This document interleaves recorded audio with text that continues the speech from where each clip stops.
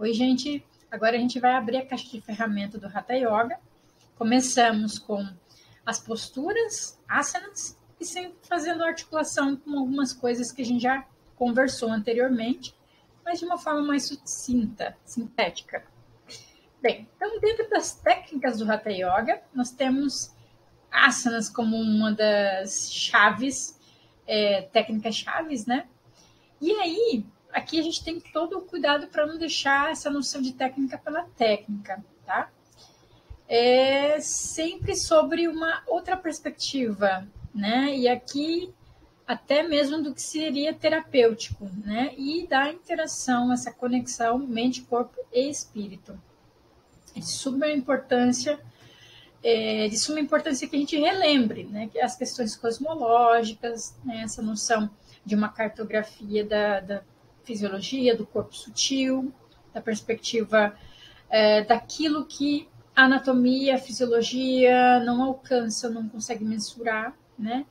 A gente só tem essas interações a partir de algumas experiências profundas, né, encontradas em textos antigos, tá? E algumas experiências recentes, incipientes ainda, com relação a mensurar alterações dos chakras, tá? Bom, o que seria asana, já que a gente vai começar a falar sobre eles, né? Essa palavra, segundo o professor Martins, né, significa o local onde o indivíduo se assenta. É a palavra que significa assentar-se, enquanto asa, assento, a base inferior do corpo que toca a superfície que se senta, assenta. O desenvolvimento da utilização dos asanas se deu antes e depois da criação do Hatha Yoga tradicional, desses 500 anos aí que a gente veio falando, como, digamos, como referência na era cristã, era atual, né, depois de Cristo, e culturalmente os indianos eles comumente sentam-se no chão, assim como povos indígenas é muito comum, né, eles se sentarem no chão habitual. Nós, período contemporâneo, que somos os sedentários das cadeiras, sofás confortáveis, etc. e tal, né, e temos as nossas consequências por conta disso. Então eles se sentavam em posturas que eram, digamos assim, confortáveis e anatomicamente favoráveis, né, para a estrutura corporal e sua manutenção. Em textos tradicionais indianos, como o Yoga Sutra de Patanjali, está associado mais às posturas de meditação, havendo um aumento das posturas nos textos de Hatha Yoga, 84, 36, 103, 108, né, 222, alguns textos, né, seu progressivo aumento quando é influenciado pela ginástica europeia, também dentro da Índia, tá? E os excessos, os exageros de cultivo de proliferação vieram mais para o nosso período mais contemporâneo, moderno, contemporâneo. Qual que seria, então, esse objetivo dos asanas? É lidar com sofrimentos no nível pessoal, produzido pelos outros, dores provenientes de catástrofes ambientais, climáticas, né? Proporcionar a pessoa um corpo como se fosse uma fortaleza física e mental, né? Esse auto-reconhecimento, né, de um corpo virtuoso, vigoroso, né? Cuidado com dados, que a gente vai conversar um pouquinho mais, que seriam a própria estrutura corporal, né, o que nos compõe, o que nos unta, nos dá forma, né?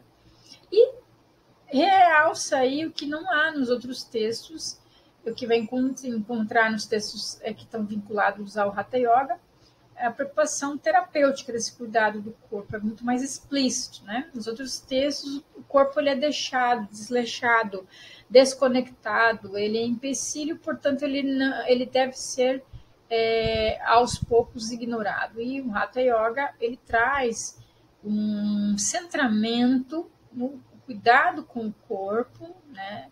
Livrar de enfermidades para então conseguir estabilizar a mente. Proporcionar uma quietude física e mental, proporcionar flexibilidade, libertar das enfermidades, trazer estabilidade, cultivo da saúde, eliminar tensões musculoesqueléticas, né? Emocional também, mental, proporcionar firmeza e equilíbrio das causas de natureza mental, supressão de enfermidades que dispersam a mente. Então, cuidado com o corpo, porque ele acaba dispersando a mente, né? Livrar de enfermidades que dificultam então, a concentração. Rigidez corporal, justamente porque bloqueia e está vinculada a bloqueios, acúmulo de toxinas, portanto, o que precisa ser eliminado para haver uma fluidez natural do prana, dos ventos, né? Que estão vinculados com as ações, né? De inalar e exalar, vital, de uma forma mais presente na evacuação, na metabolização, né? Na movimentação corpórea como um todo. E também livrar de sensação no corpo pesado, dessas noções de inércia, está vinculado, né, a tamas, essa consciência do corpo, né, conforme ele é alimentado, né? O asana dá essa sensação de cuidado e de eliminar também isso, né? Tem que ter um equilíbrio alimentar. Diminuir a agitação corporal, ou seja, a mobilidade do ser por meio do rajas, eliminar excessos de tamas, que a gente falou, inércia, para elevar sattva, a harmonia, né, mental. Purificar os canais, as nadis, de nível sutil, circulação de pranas, e com nível grosseiro, né, por onde circula o alimento, metabolização, círculo de sangue, né, linfas, etc. E aí, de uma forma geral, né, lógico que esse diagrama ele nunca sustenta o todo, mas é para a gente lembrar dos pranas, dos ventos e suas localizações, são as atitudes, né, de inalar, exalar, movimentar, metabolizar, evacuar, excretar, né. As rodas, né, precisam se revigorar a partir de desobstruções dos canais, né, justamente que está vinculado com o prana kosha, que é o corpo prânico da respiração. Por isso que os fluxos respiratórios são muito importantes nesse processo, esse processo de introspecção, reconhecendo lugares que estão rígidos, tensos no nosso corpo, né, de uma forma mais grosseira, são as desobstruções de canais sutis mais grosseiros, digamos assim, para ir afinando e tendo esse contato, né, com algo mais profundo. E, sobretudo, quando fala das rodas ao longo do fortalecimento da coluna, ao longo dela, as regiões vinculadas ao que seria denominado os chakras, né? E, logicamente, com esse cuidado alimentar, o cuidado do corpo, rememorando a integração, né, do éter e ar, vata, fogo e água, pita, água e terra, kapha, né? Essa noção é extremamente importante dos doshas, né, que são a composição no nível microcósmico do indivíduo e macro como um todo, né? O que há em nós, organicamente há no todo, né? E gunas, essa noção de ter consciência do mental estar harmônico, agitado ou inércia. Bom, então a gente retoma, né, gunas e doshas, essa noção micro-macrocósmica, né, o quanto isso é extremamente importante para esse direcionamento da calmaria, né, da clarificação, da expressão do amor, da compaixão, do perdão, né, com clareza do conhecimento, compreensão, né, nas suas atitudes cotidianas, né, à medida que vai se cultivando os asanas com esse tendenciamento de algo introspectivo, algo que leve a uma meditação. O conceito de Ayurveda, da medicina tradicional indiana, está por trás disso, porque quando a gente fala de Kapha, Vata e Pitta, é sobretudo sobre a forma de alimentar, né? A gente diz que o Hatha Yoga, o Yoga, ele pode, né, dar sua continuidade sem a presença do Ayurveda. No entanto, o Ayurveda geralmente utiliza muito em suas descrições a importância do estilo de vida em que seja inserido a prática de yoga, das posturas, das suas técnicas de eliminação de muco, etc. e tal, né? Sobretudo, independente disso, o mais importante é que quando a gente fala sobre asanas, né, perceba que há uma articulação sempre com essa preocupação alimentar, né, E a gente está falando de um cultivo vitalício, né, vigoroso, do corpo divino, para se poder, né, permitir experienciações meditativas. Então, esse corpo, ele é cuidado, né? Esse corpo que acumula muco, né? Ele precisa de um equilíbrio, então, de kapha. Esse corpo que está ressecado, agitado, né? Áspero, né? Ele precisa desse equilíbrio em vata. Pita, no excesso de aquecimento, né? As gastrites, né? E precisa equilibrar, então, esse fogo interno. Perceba que quando a gente fala de doshas é algo que está instável, não é porque um é melhor que o outro, que um está sobressaindo justamente porque essa qualidade material, o dosha precisa estar estável. Por quê? É sempre o cultivo do dados, do corpo. Então, quando está em equilíbrio, edifica, sustenta, compõe, né? Altera, mas sempre, né, em processo de evolução. E quando está em desgaste excessivo, o pita, o vata, o kapha, algo vai levar a uma instabilidade que destrói, que danifica. Por isso que tem essa preocupação constante daquele que pratica yoga, hatha yoga, com a alimentação, estilo de vida, o ambiente, o clima, etc. Tá? Então, não seria diferente enquanto se pratica asanas. Então, a gente falou dessa influência da hatha yoga, do ayurveda, da medicina tradicional indiana, mas a gente tínhamos falado também que tem uma presença de outros textos como a Upanishad antigas, né? Tem as mais recentes, mas esses textos antigos que trazem essa noção mais cosmológica, filosófica, poética até, né?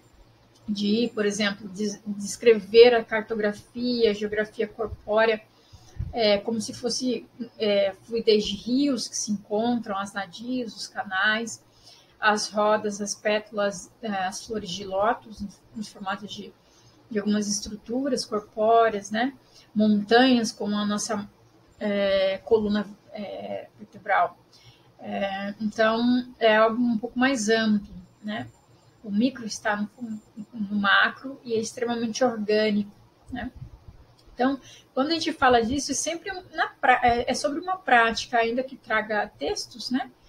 Não adianta o praticante ficar no nível de teorias ou querer esteticamente ou na aparência mudar a sua veste, né? Isso não engana, digamos assim, o processo de maturação do corpo iógico, tá? Tem que praticar mesmo. Então, os asanas também passam por esse processo de metamorfose e proliferação, né? Presença de movimentos, estabilidade, estaticidade. A princípio, né, segundo o Mellison e Singleton, é uma noção cosmológica que já lá falava-se de muitos asanas, né? Mas esse processo, os textos vasculhados mostram 222, 84, 103, 108, 120 e poucos. E aí a gente percebe que todos têm uma noção de levar para um propósito de assentar, controle da respiração e meditação. Ou seja, né? Assentar, pranayama, práticas pranayamas, purificações, mantras, né? E meditação. Né? E a presença de movimento, como se foi catalogado, há ao redor da Índia ali movimentos que não têm uma vinculação direta com o Hatha Yoga, em que as práticas indígenas corporais presentes no Tibete, na China, era muito evidente, né? Mas não necessariamente ainda influenciando o Hatha Yoga. Ao longo percorrendo ainda o século XVIII, né, começa a ter movimentos físicos indianos, ou seja, práticas de posturas que não é só ficar parado, apesar que assentar não é estático, né? Tudo está mobilizado, micromovimentos acontecem ali. Mas essa noção de parar para estabilizar também a mente, tendo um corpo estável, né? Ela tem uma interação agora com movimentos, tá? E os asanas, quando aparece com relação à purificação, ele não se realça tanto quanto os pranayamas, tá? E ao longo do século XVIII e XIX, amplia-se sequências de exercícios, de asanas, técnicas como um requisito para outras práticas e técnicas de purificação, tá? busca-se aí também um foco nos asanas de um teor terapêutico, que eu já tinha dito, justamente porque tem essa influência dos textos do Ayurveda, né? Principalmente do Karaka Samhita, tá? Que prescreve a prática de yoga, posturas, etc. Né? E com esse direcionamento de promover leveza ao corpo a partir do físico. O físico é extremamente cuidado, é o centro aqui, tá? Mas é com esse teor de pensar em estabilizar um corpo que não prejudique a concentração, a manter-se firme, estável, leve para meditar e para as outras práticas associadas a esse direcionamento satívico, né, da mente. Então, a gente tem que ressaltar também que houve interferência ao longo desses séculos, né, de técnicas, práticas que foram provenientes de dentro da Índia e de fora dela, né? Práticas circenses de contorcionismo, lutas, né, provenientes de etnias indianas, ginásticas indianas, de fora da Índia, compondo essa noção de asana, tá? E aí, que de novo, a gente traz o Byung-Chul Han para a gente conversar aqui, porque as frestas encontradas na caixa do Hatha Yoga, sobretudo agora dos asanas, levam a um olhar, né, de foco, né? O neoliberalismo logo capta esse corpo divino. Nossa, as pessoas querem um corpo escultural, performático, né? Então, aqui a gente vai falar um pouquinho a partir do Byung-Chul Han sobre o belo, né, com B minúsculo, justamente porque esse corpo divino no Hatha Yoga é um dos seus objetivos quanto a manter apto para a meditação, para o cultivo da expansão da consciência espiritual, né? Mas cai nas garras do neoliberalismo. Então, aqui a gente tem, segundo ele, né, essa noção do belo, com B maiúsculo, né, como uma beleza lisa, perfeita, clean, né? Não se permite rupturas, riscos, cabelos de todas as formas, né? Porque eles querem impulsionar o que está mais em voga, o mundo digital, né? Os likes, o gostar, né? E as pessoas clicam sem pensar, justamente porque é todo um atrativo superficial para ser adorado. Transmite uma positividade, é aceitável, né? Não há questionamentos, não gera diálogo sobre isso, né? Então há por trás disso um profundo vazio, né? Não é transformador esse vazio, né? A palavra vazio, que muitas vezes aparece em práticas meditativas, mas aqui é nessa noção de nada transformador. Então, a gente vai olhar essas noções do Byung-Chul Han para recuperar do belo, do divino, do corpo do Hatha Yoga com um B minúsculo, né? Aquilo que é sublime, que sutilmente incomoda, provoca desconforto, espanto, não é necessariamente proposto para receber likes, para gostar, né? Não é clean, é áspero em alguns momentos, exige toque, no touch do nosso celular, nosso tablet, notebook. Não segue um padrão, né? Ele é, de certa forma, resistência. Lembra de que nada é permanentemente absoluto, a forma, a padronização, certo? Então, quando a gente tem essa noção do Byung-Chul Han, é justamente para esse excesso, né? Por exemplo, livros trazendo 2.100 asanas, né? É impossível, digamos assim, você cultivar todos esses asanas com profundidade, porque o asana é para te trazer estabilidade, firmeza, o mínimo de esforço para se manter, para o quê? Meditar. Se você cultivar pelo menos os 100, né? 30, 4, 1, com muita profundidade, você vai ter uma maturação do que representa o Hatha Yoga para esse momento, que é o cultivo de um corpo divino, da vigorosidade, do cultivo da felicidade, né? Em vida. E não tem nada a ver com a indústria da beleza e da estética comercial. Então, aí se tem muitas mulheres brancas, hoje lentamente inserindo, né, alguns corpos negros, né, de uma forma agradável, digamos assim, não querendo diferença, diversidade, muitas vezes, ou se cai, é cooptado para um mercado, uma estética, mas sempre tem um tendenciar clean, tá? Então temos que cuidar aí das frestas que atraem tretas, mutretas, certo? Então a gente tem que refletir se essa prática está constantemente interagindo com os yamas e yamas. Os asanas, eles não são apenas exercícios físicos, esse apenas é no sentido de exercício mesmo, que é algo externalizado, não é interoceptivo, proprioceptivo, na maioria do tempo. Ele está acelerado, não é cultivando o processo moderado de experienciação do professor Bowley, por exemplo. Né? Não é moderado, é excesso mesmo, é para vender. Né? Então, mas ainda assim, salvamos esse processo, né? Mesmo com a proliferação dos asanas. É possível cultivar uma microcosmologia sagrada, sim. É possível cultivar a beleza com um B minúsculo, conectarmos com o tempo da natureza orgânica, da terra, né?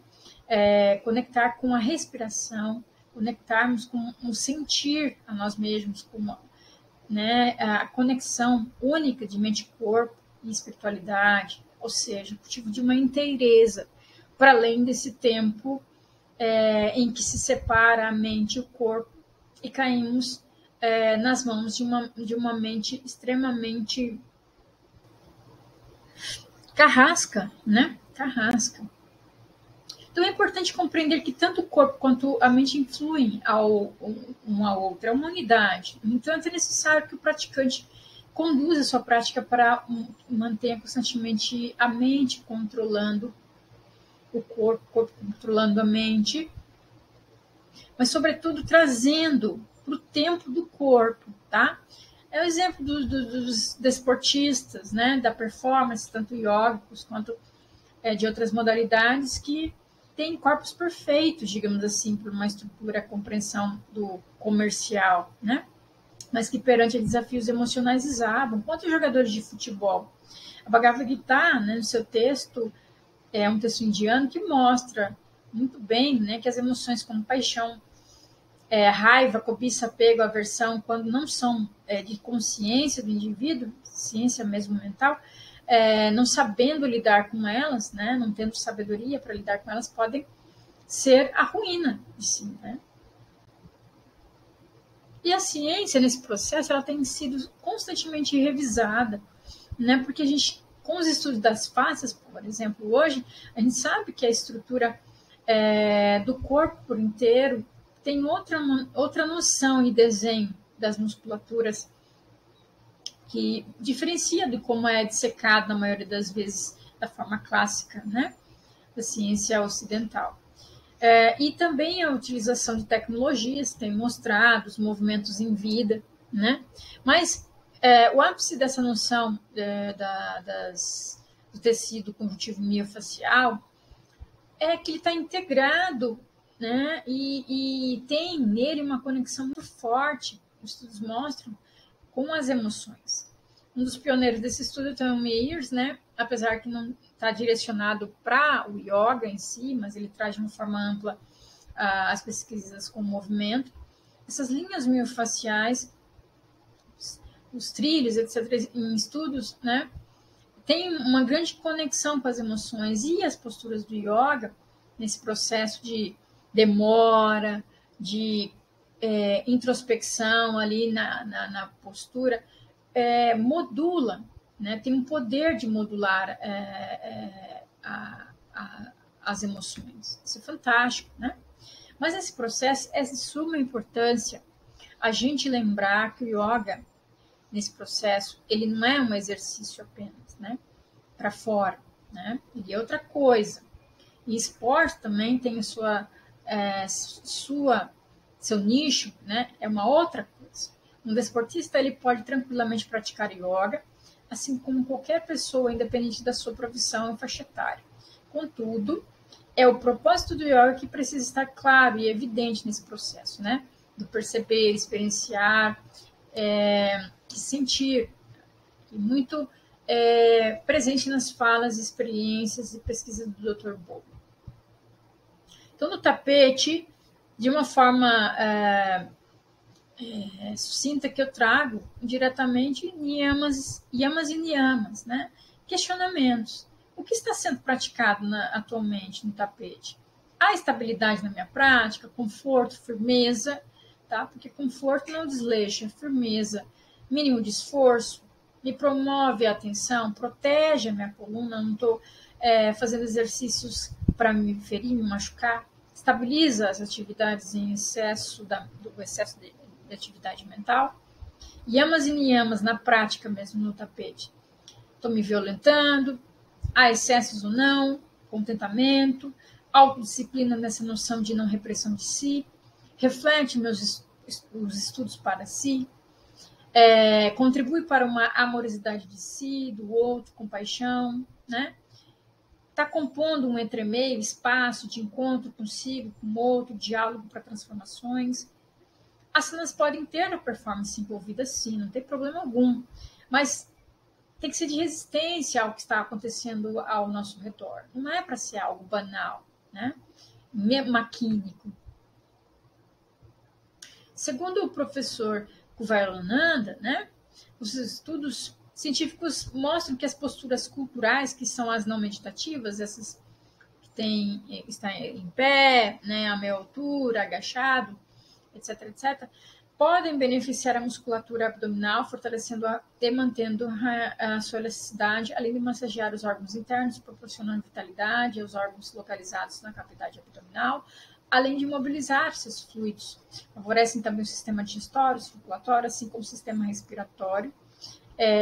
Este último, especialmente quanto ao suprimento das estruturas alveolares, né, dos pulmões, permitindo assim que funcione bem, ainda promove a manutenção de elasticidade do tecido pulmonar, beneficia também o processo de eliminação de resíduos, tanto do trato digestório quanto urinário, ao mesmo tempo que tonifica os órgãos ligados a esses sistemas. Outro sistema bastante beneficiado é o sistema central e o periférico nervoso, né? Sobretudo quando associado aos processos de direcionamento da força espiritual denominada de Kundalini, que a gente tem falado aqui para vocês como energia latente, a qual requer o corpo em equilíbrio integral, especialmente a coluna vertebral. Maturidade para se sentar e aprofundar experiências meditativas, as práticas de limpezas e pranayâmicas mais profundas por longo tempo, né? E as posturas meditativas precisam oferecer conforto para praticar e experienciar adequadamente outras importantes práticas e estados do sistema iógico, né? Pranayama, Dhara, Dhyana, Samadhi, né? Entre outros que a gente ainda vai estudar um pouquinho e que vocês na realidade já estão experienciando alguma coisa na prática, tá? Que é só para a gente reforçar, que visam contribuir para o fortalecimento de corpo e mente, para que o despertar da energia latente aconteça, bem como a liberação de diversas formas de sofrimento. A grosso modo, gente, o que a gente tem praticado mais, né, modestamente são as tensões, a consciência corporal mental, né? Isso daí já é um ganho muito grande. Logo, a postura ereta tem finalidade de eliminar a possibilidade de compressão das vísceras abdominais e também livrar a mente de preocupações provenientes do corpo, né? Alteração metabólica mínima enquanto realiza trocas gasosas, reduz atividades cardiorrespiratórias, o que leva a uma consciência que supera o foco, né, nas atividades corporais e mentais. Lembre-se, a postura adotada precisa ser estável, firme, confortável, para que possa ser mantida de forma estável, né, por um tempo prolongado, que refletirá em dimensões físicas e mental. O estável e o confortável são provenientes da atuação parasimpática do sistema autônomo.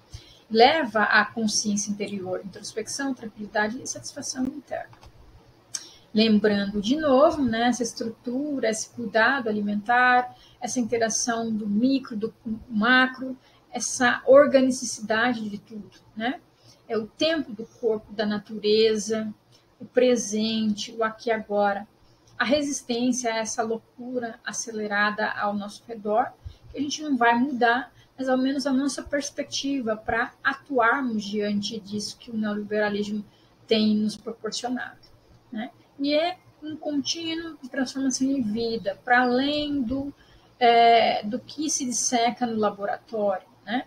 Tem movimentações que estão vinculadas com os ventos, evacuação, a inspiração, a mobilidade sanguínea, metabolização, né? E quando a gente está praticando os asanas, isso tudo é influenciado, modulado, alterado e que decai numa estabilidade, logicamente, física e emocional, tá? Então, esse cuidado contínuo, né, das nossas interações com o meio, consigo próprio, a alimentação, é muito relevante aqui, né? Essa compreensão do sutil e do grosseiro, e quando eu falo grosseiro, é nesse sentido que é visível aos olhos da ciência, tá? E respeitando essa cosmologia, essa cartografia não visualizada, que por mais que a gente desenhe diagramas, isso é muito limitado, tá? As experiências nossas são modestas, mas aqui a gente tem que lembrar que também podem ser extremamente singulares, transformadoras, ou pelo menos é o start para você se autoconhecer em termos de corpo, né?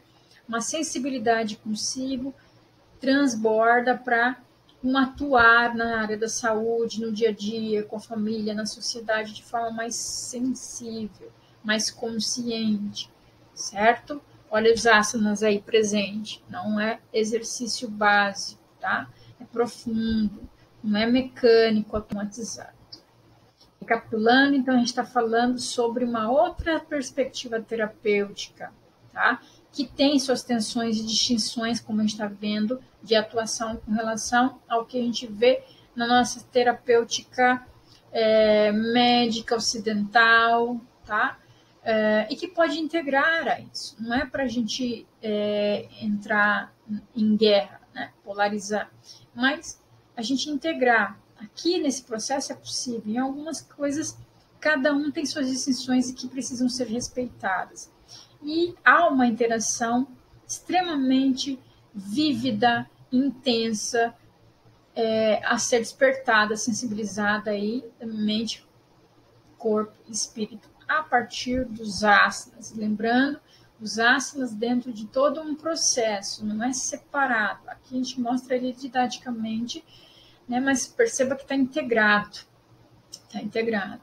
E dialogando com a Ayurveda e com outros textos que trazem experiências integradas também, tá? E vendo que esses estudos vinculados aos tecidos miofasciais, uma tentativa aí também de estar próximo de uma forma mais integrada, para além do que se mostrava das nossas arquiteturas estruturais musculares, né?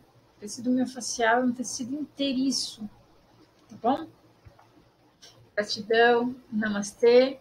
As figuras deram bastante ênfase nessas finais, em outras, as mulheres, porque é importante deixar claro que em muitos textos há rastros e muito sutil a presença da mulher, tá? Mas as práticas dos asanas, e sobretudo dos asanas, eram muito direcionadas para os homens. As inscrições são voltadas para a sensibilidade masculina, tá bom?